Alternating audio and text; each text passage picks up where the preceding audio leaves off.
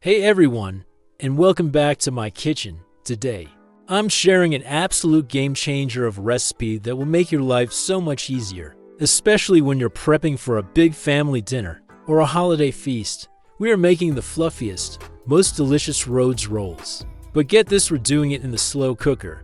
Yes, you heard that right. This method frees up precious oven space and gives you perfectly proofed, warm, and tender rolls every single time with minimal effort. It's my secret weapon for stress-free hosting, and I can't wait to show you how it's done.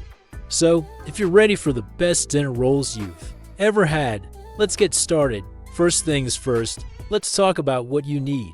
It's incredibly simple. The star of our show is a bag of frozen Rhodes dinner rolls. I'm using about 18 to 20 rolls for my 6-quart oval slow cooker, but you can adjust this based on the size of your appliance. The only other things you need are some non-stick cooking spray and a clean kitchen towel.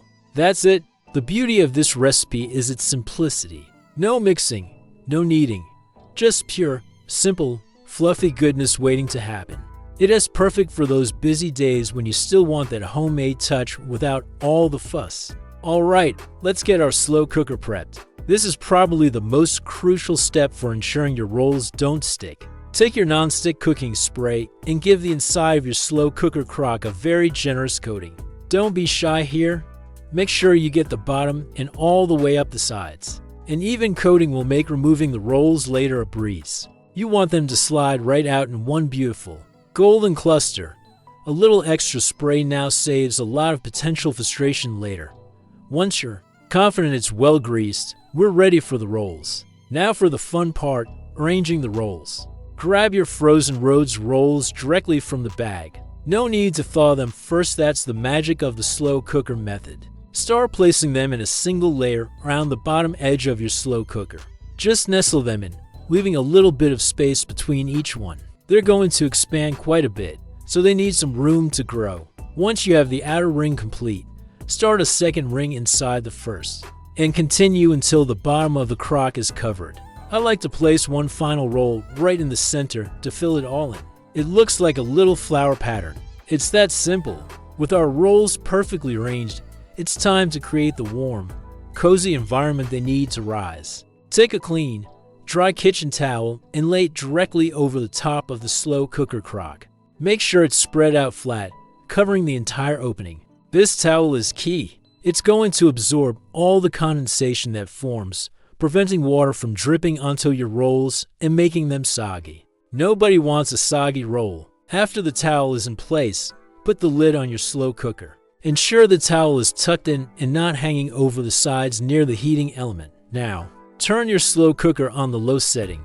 We're going to let them rise for about 2 to 3 hours. The rising time can vary a bit depending on your specific slow cooker, so it's a good idea to check on them after the 2-hour mark. You'll know they're ready for the next step when they have doubled in size and are all puffed up, touching each other to form one giant, pull-apart loaf.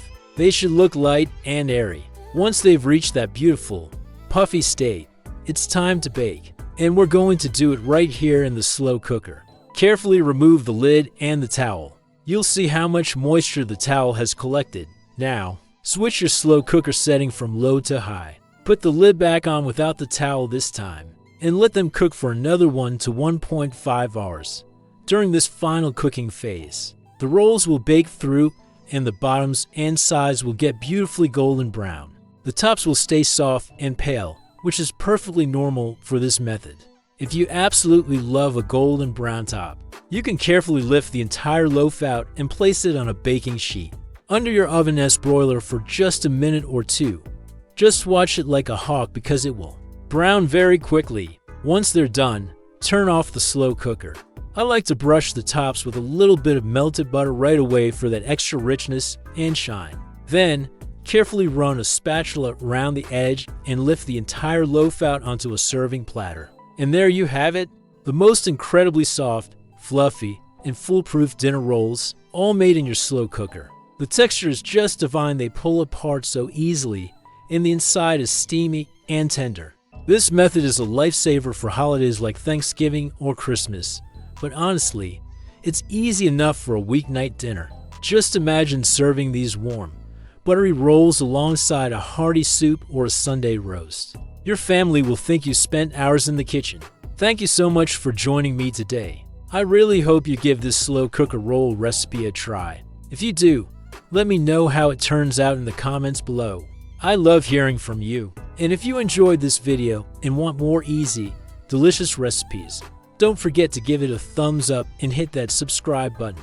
We'll see you in the next video. Happy cooking!